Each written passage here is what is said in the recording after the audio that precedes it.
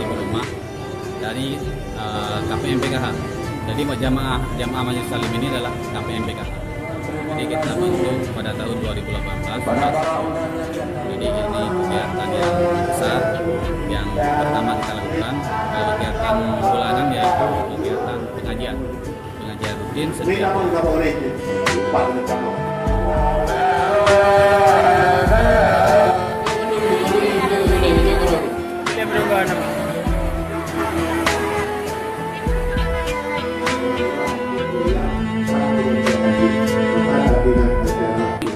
keinginan semua KPM. Jadi pertama kita melakukan pertemuan kelompok. Setiap desa ada satu kelompok. Jadi kita membuat dan menawarkan kepada KPM bahwa kita menginginkan membuat sebuah majelis taklim untuk kegiatan pengajian bulanan.